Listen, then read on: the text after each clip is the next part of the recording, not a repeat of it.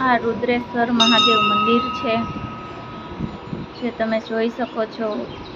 પહેરેદારો રુદ્રેશ્વર મહાદેવના મંદિરમાં ઘણા ભક્તો છે. સવારમાં પૂજા પાઠ કરવા માટે આવેલા છે, તેના દર્શને આવેલા છે. એની ધજા ફરકી રહી છે. જૂનાગઢમાં આવેલું આ અલૌકિક મંદિર છે, જેને ખૂબ ભક્તો અહીંયા આવીને પૂજા પાઠ કરે છે. ચાલો આપણે અંદર મંદિરમાં જઈએ. આ છે કોઠીઓ, તેને પ્રણામ કરીએ. અને પછી છે કાચબો, જેને પણ પ્રણામ કરીએ આપણે, ઘંટ વગાડીએ.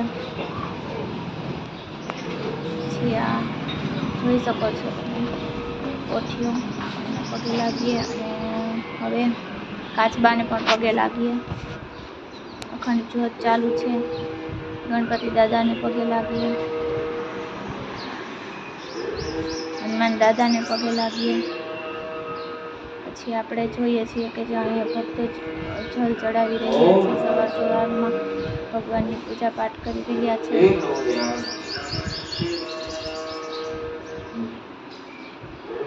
પાર્વતી માતાજી પાર્વતી એના કુળદેવી માતાજી પાછળ છે.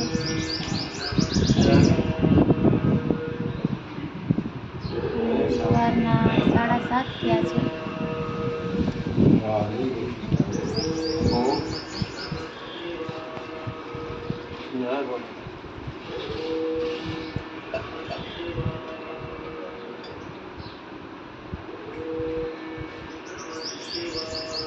પછી આપણે તેને જોઈએ. આગળ પહેરેદાર છે. પછી આગળ જઈએ આપણે એની ગૌમુખીમાં દર્શન કરીએ. અને પછી અહીંયા છે કાળકા માતા. અને હવે આ છે ગણપતિ દાદાનું મંદિર, તે ત્યાં જ સ્થાપિત છે.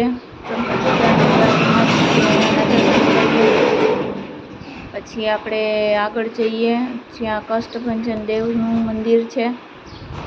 કષ્ટભંજન દેવ દાદા, જે તમે પ્રણામ કરી શકો છો અને દર્શન કરી શકો છો.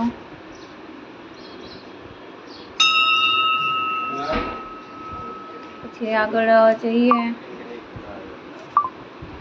જે શીતળા માતાનું મંદિર છે, જ્યાં શીતળામાં સાતમને દિવસે તો બાઈઓ અહીંયા ઘણી બધી આવે છે અને પૂજા અર્ચના કરે છે. આ શીતળા માતાનું મંદિર છે. પછી આગળ ત્યાં છે જય કાળ ભૈરવ દાદાનું મંદિર છે, જેની આપણે પૂજા કરીએ છીએ. અને એના દર્શન પણ તમે કરી શકો છો. કાળ ભૈરવ દાદાના પ્રણામ કરો ભગવાન.